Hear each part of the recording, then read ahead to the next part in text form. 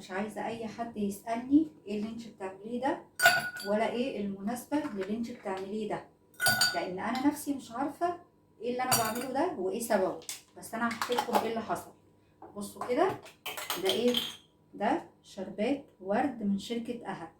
انا بقى ايه يا ولاد، انا كنت عند العطار، وبعدين وانا واقفه كده بشتري شويه حاجات، لقيته حاطط على الرف الشربات ده. الشربات ده موجود من زمان جدا، من ايام ما احنا كنا في الاعداديه كده. كانت ماما الله يرحمها وفي الابتدائيه لما كان حد ينجح كده في الشهاده الاعداديه او الابتدائيه، كانت بتجيب منه علشان لما يجي لنا ضيوف تعمل لنا منه.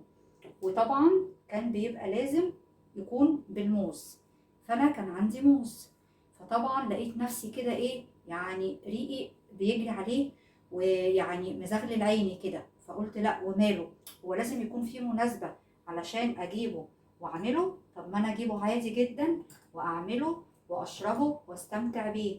فرحت على طول بقى، ما ترددتش ورحت جايباه، وجبت اللي هو بالورد، اللي هو الشربات الاصلي ده اللي معروف من زمان جدا، اللي كل الناس بقى في الافراح وفي المناسبات وفي النجاح وكده كانوا بيعملوه.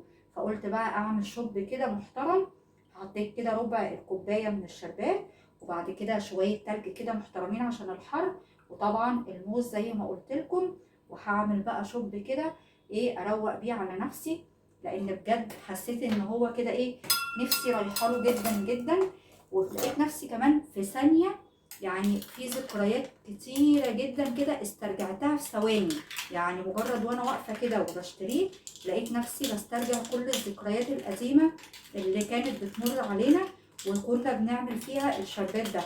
بس انا حاسه كده ان هو خفيف شويه، فعايزه احط له شويه كمان. كده بقى هتكون جهزت احلى شوب شربات ورد كده بالموز والتلج، بجد منعش جدا. واحلى حاجه فيه بقى ان هو رجعني لذكريات بتاعت زمان حلوه جدا جدا، استرجعتها كلها في ثواني. ودي كده كانت حكايتي النهارده مع شربات الورد بتاع اها.